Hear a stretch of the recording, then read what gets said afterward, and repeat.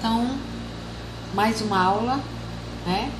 Nós vamos complementar as vanguardas europeias para vocês, corrigindo aquele exercício que eu passei.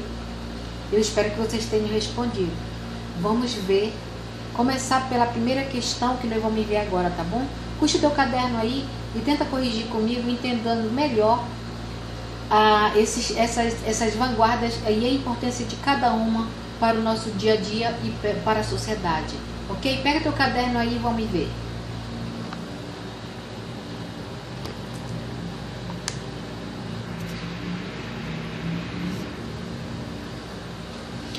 Pois bem, como eu falei agora há pouco, o exercício que eu passei para vocês foi um exercício assim, muito, digamos assim, que faz tempo, né, que eu passei. Nós já estamos bem avançados em alguns conteúdos, mas isso não significa que uma aprendizagem a mais não vai somar para o nosso conhecimento. Então, o autor aqui, ele vai nos mostrar vários modos de como conhecer, como identificar cada estilo de vanguarda. A primeira vanguarda que eu passei, a primeira questão diz assim: identifique o estilo de vanguarda em cada uma das produções a seguir. Aí tem a letra A.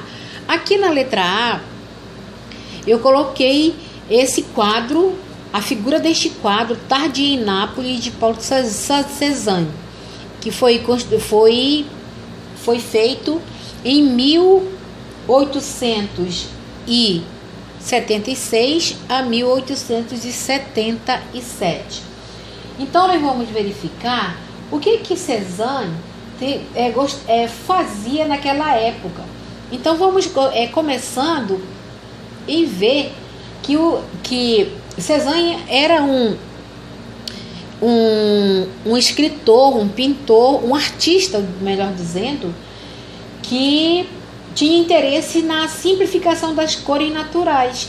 Ele queria tratar a natureza pelo cilindro, pela esfera, pelo cone. E a sua atenção ela era mais centrada com o que ele registrava nas suas observações pela natureza. Ele, andando por aí, ele procurava uma profunda exploração dele para fazer as obras. Então, Cézanne ele cultivava muito as paisagens. Ele apresentava as naturezas mortas. As paisagens elas eram simultaneamente, digamos assim, geográficas. Então, nós podemos observar em Tarde de Nápoles, que é uma obra do Cézanne que foi construída num período muito, muito voltado para o expressionismo. Na verdade, a resposta aqui, se você ainda não fez, responde que a resposta é expressionista. Essa obra recebe um estilo expressionista. Então, coloca ao lado, expressionista. Ok? Então, você pode observar bem como eu coloquei aqui já para adiantar a correção.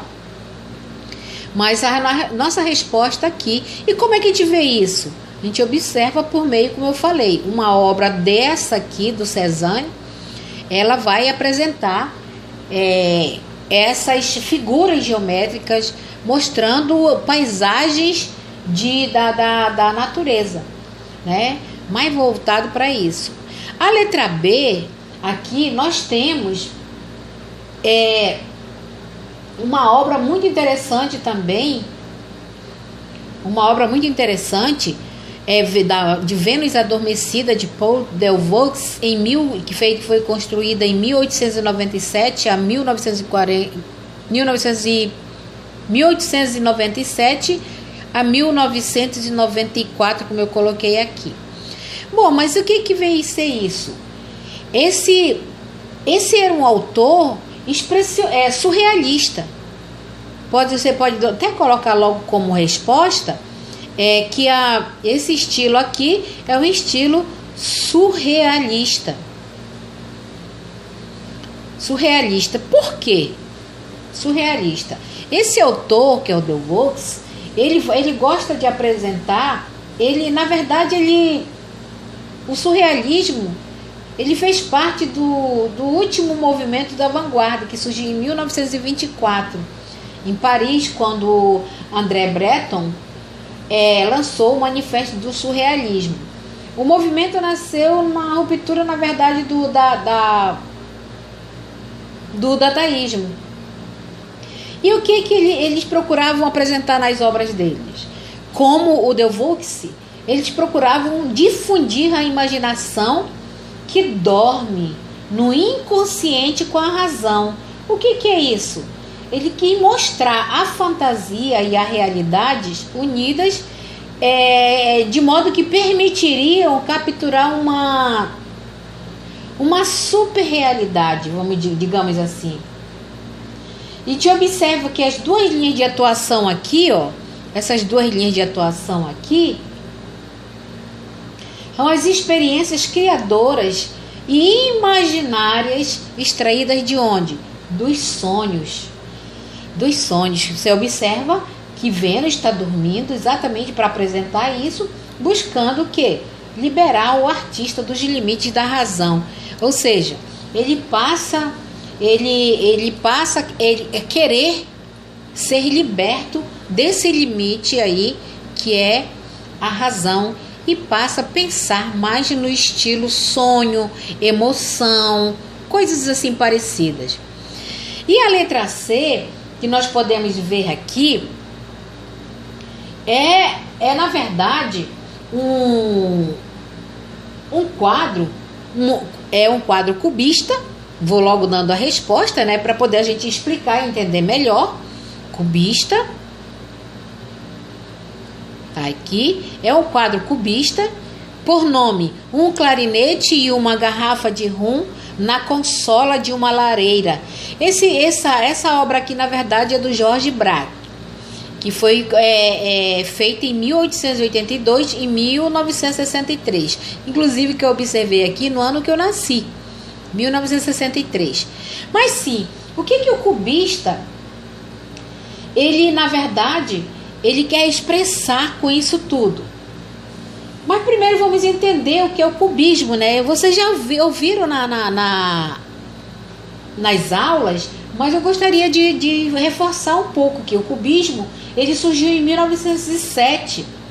Ele surgiu em 1907 a partir de uma experiência muito, digamos assim, uma experiência muito, digamos, de valorização das figuras geométricas. Das figuras geométricas. E a partir da experiência de Pablo Picasso, que ele era um espanhol, e do francês Georges Braque, essa valorização das formas geométricas, como os cubos, cônicos, os cilindros, eles foram sendo valorizados cada vez mais. E Picasso, nas suas pinturas, e o Apollinaire, né, na literatura, que do mesmo período, são os principais representantes dessa vanguarda do cubismo. Que, segundo Picasso, ele fala que a arte, esse é um ditado que ele costumava falar muito, que a arte é uma mentira que nos faz perceber a verdade. Que interessante, né? Que coisa linda. Isso quer dizer que, para os cubistas, o artista não deve ser apenas um copiar, que o artista não deve apenas copiar ou ilustrar um mundo assim, digamos, irreal. Mas a principal função do artista cubista é recriar a realidade, como você pode observar aqui, recriar uma realidade e representá-la sobre uma outra forma. Revelando os aspectos, aqueles aspectos que quase não se percebe. Então, essa seria assim, como você observa aqui nesse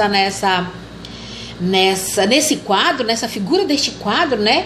Aqui é um clarinete e uma garrafa de rum na consola de uma lareira. Quase não dá para perceber assim, só se você olhar detalhadamente, voltada para a criatividade do artista, dá para você perceber, né? E em passando para a letra D, né, nós podemos observar aqui essa obra aqui, que nós podemos, que tem por nome Desfile Amoroso. Agora pense bem, Desfile Amoroso, de Francis Picabia. Foi feito em 1879 e levado até 1953, num período muito assim, digamos, de o artista fazer muita obra, mas não expor nada de interessante, como nós vamos ver aqui, que nós vimos também com a professora explicando no dia da aula em casa, né? Nós vimos que ela explicou que dadaísmo nada mais é que uma anti-arte. Já tem a arte, mas é uma anti-arte, onde os dadaístas não põem nada, não propõem nada nas artes dele, exceto a destruição do passado, do presente e do futuro. Ou seja, tudo que já foi construído, eles vão desconstruir, né? É muito interessante isso, porque mesmo assim, eles tinham uma importância, eles davam uma importância muito grande com relação a esse desconstruir. Se você observar essa obra, você vai observar que é uma obra que não diz nada, mas ela tem olha aí, desfile amoroso. Até não parece quase que ninguém desfilando aí, mas dá para perceber que é uma obra.